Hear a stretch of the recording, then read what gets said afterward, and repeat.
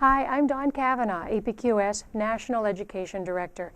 Today we're going to spend some time learning a little bit more about George and how to use George effectively to do things such as working around applique. Now, I've taken the steps to prepare some applique blocks for us today, and I've actually used a temporary spray base to hold those blocks together. KK2000 by Sulky Corporation is one brand. There are several on the market. Choose something that you're comfortable with. You can also layer your quilts in the standard format using safety pins and base them together. My squares today are small enough that I'm very comfortable using that temporary spray base. I'm using also a wool batting, a wool by Hobbs Corporation. It's a washable wool. It's a very soft, supple wool. I love it a lot because it hides my stitches, gives me great texture and dimension, especially when I'm going around applique.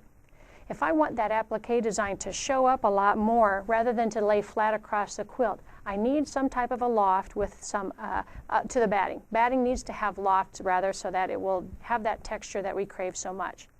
Now in this segment, we're going to learn about how different types of quilting across an applique can affect the look that you want.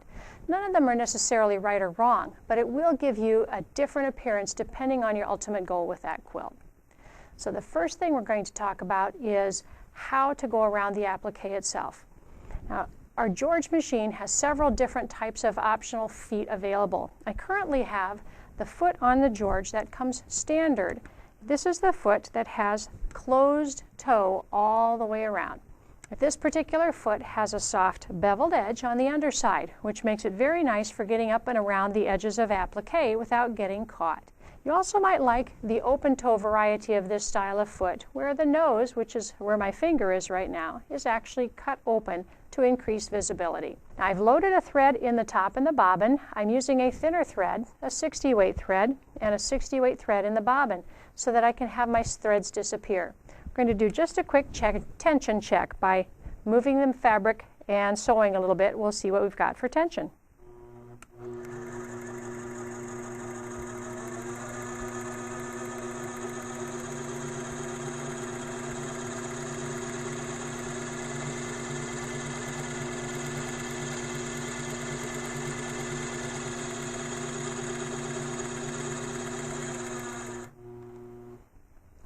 Let's see. Actually, the tension is looking quite good. I might need to adjust the speed at which I move my machine. Which I move the fabric rather, since I'm the one doing the driving. The faster I move it, the longer my stitches are going to get, and I want to have ultimate control over that. So let's switch to our applique. Well, the first method that we're going to explore for quilting over applique is actually covering the entire quilt with a design. That's ignoring the applique, ignoring borders and corners, all of those types of things, letting our design flow across the entire quilt. On my sample blocks, I've used a process that has allowed me to fuse each piece of fabric to the quilt top itself. So it is a little bit stiffer along this fabric. If you have done that process, you'll want to keep in mind the needle size that you're using with your George. You'll want a little smaller needle, typically a 3.5, which is the equivalent of a size 16 if you're using a traditional George needle. That will allow me to also use a much finer thread and not have those holes be quite so noticeable. That's because the fusible web won't allow that fabric to heal up around those needle holes once I'm done. So this first design, we're going to quilt right over the top to see what the look is going to be like. We'll refocus the camera and give it a go. I'm going to use the needle up and down on George to bring up my bobbin thread. Always a good process. Here it comes. And I'm just going to quilt a nice graceful wandering design right over the top.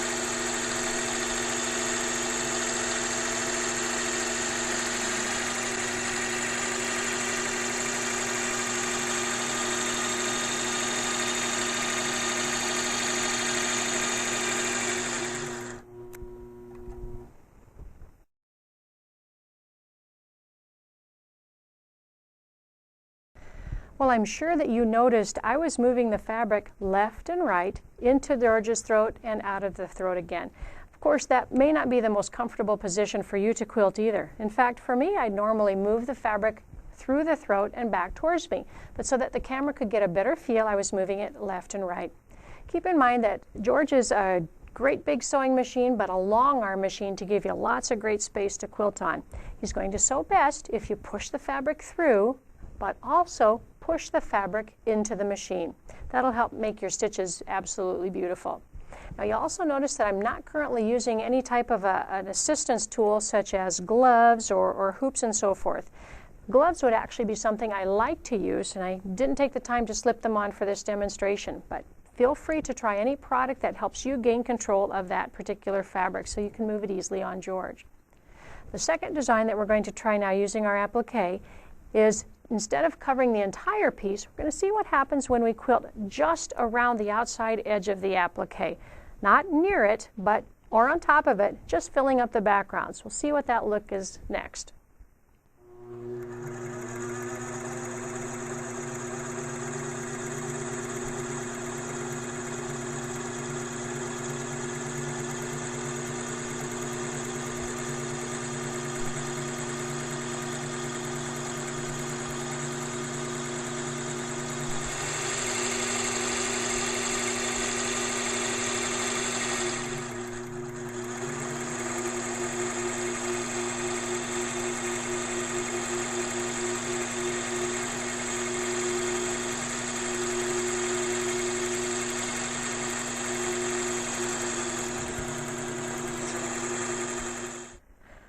Well, I've completed going all the way around this applique.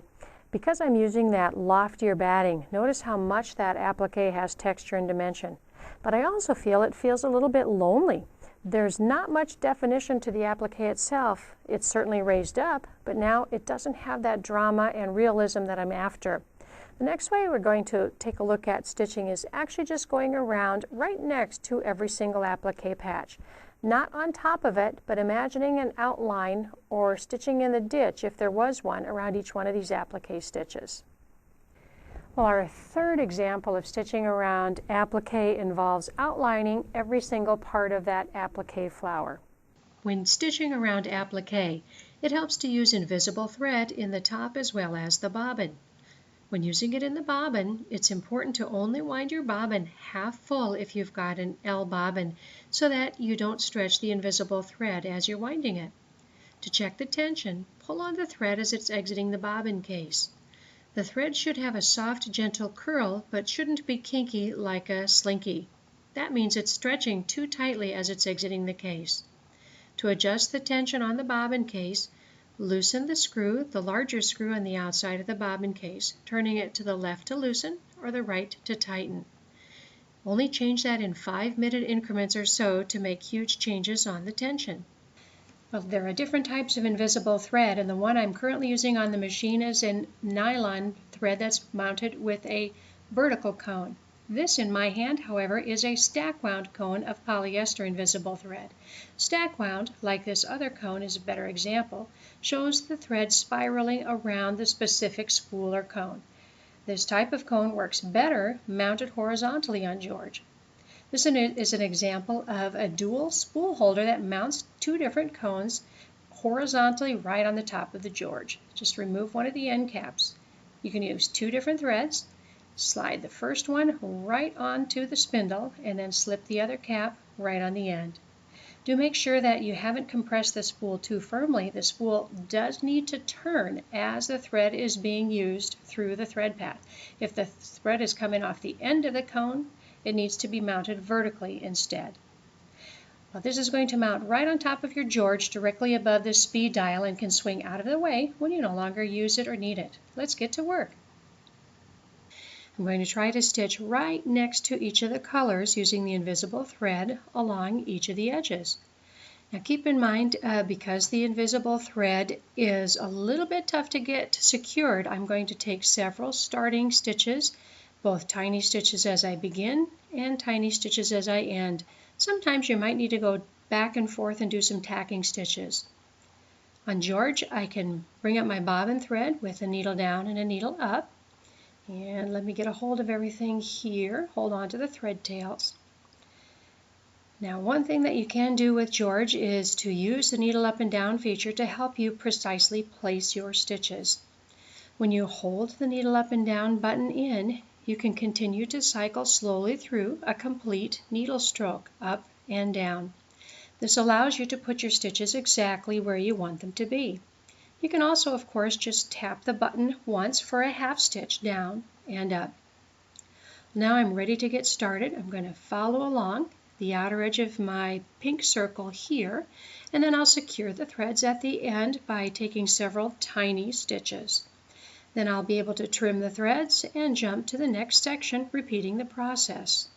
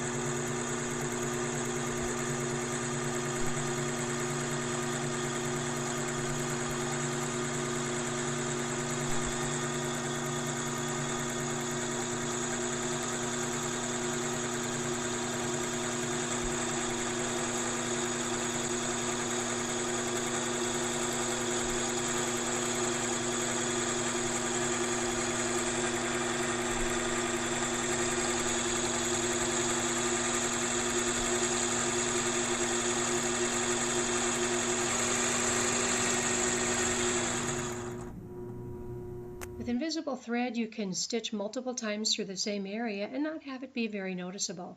Be sure that when you're finished, you do tack your stitches using some small, very close stitches or some back and forth stitches to make sure that everything doesn't come undone. Well, now our applique is looking better. Each individual section seems to stand out and have some texture. But notice how the petals still seem to be a little bit lonely. The leaves too. Certainly adding background quilting would help with that. But a lot of quilt judges would also expect to see some textural quilting on top of large empty applique areas. So let's go around this design one more time, again using invisible thread, just to see what happens. This time I'll go around the perimeter with the stitching, but I'll also add some accent lines in the petals as well as the center of the flower and the leaves. Let's take a look at how that will look with invisible thread in its place.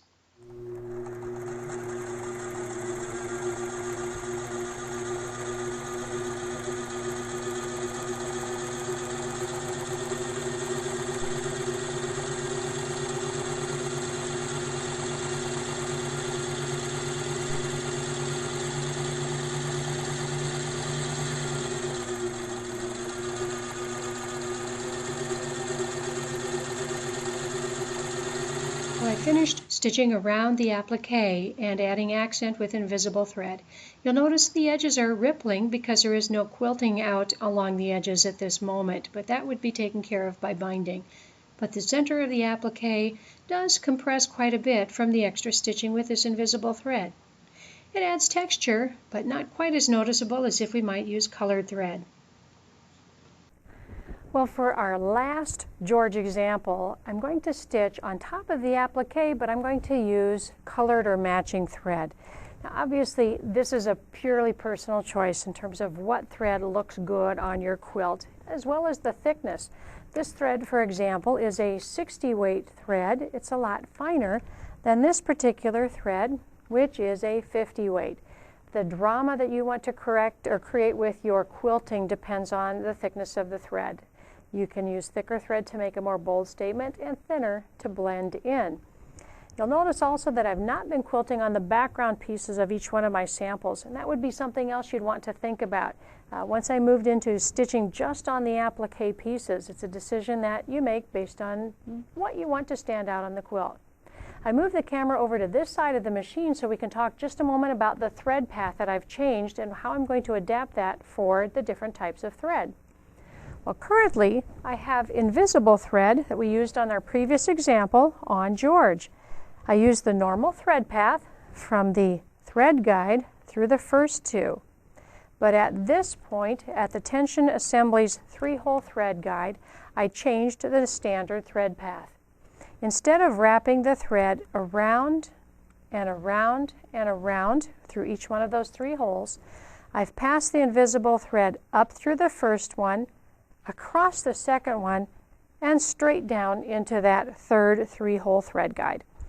This is designed to help untwist the thread as it's coming off the cone. But since I don't want to add extra twist or stretch the invisible thread, I've changed that. You can actually change what you do at this thread guide so long as you use the very last or bottom hole. That allows your thread to stay as deep as possible between the 2 tension discs, allowing your check spring to pull each thread and each stitch tightly as you go.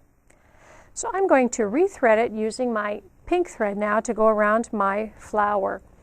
And I am going to go back to the standard wrapping right through here, up through the first, up through the second, and up to the third. I'm going to make that happen, and then we will resume quilting on the sample.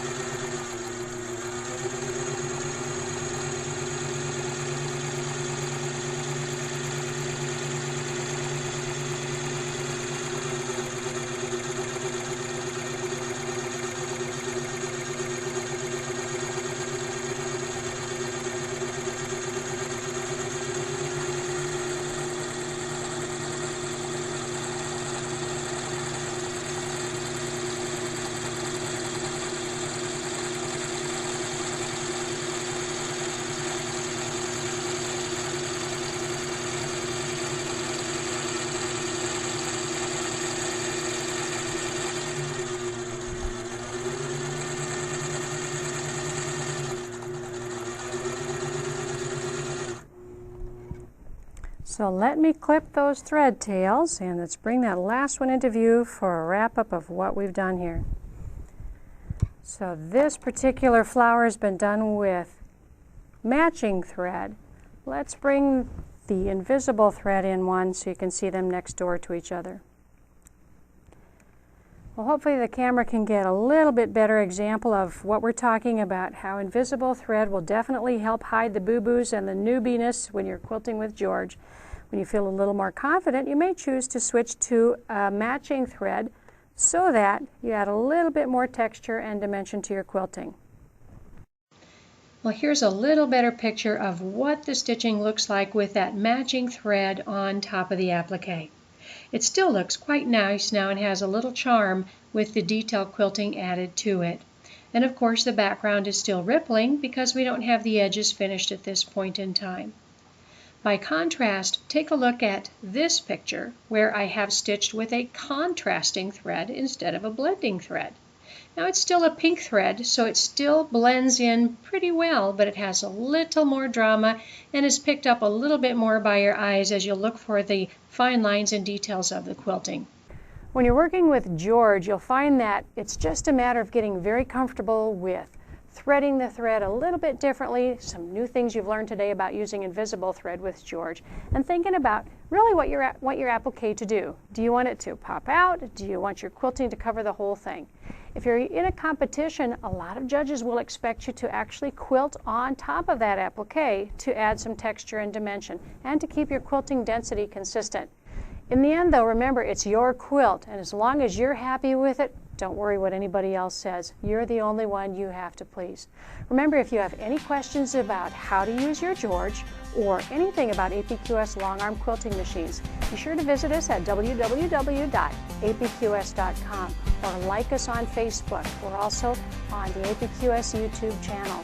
Feel free to call us at 800-426-7233 for more information. Thanks for watching.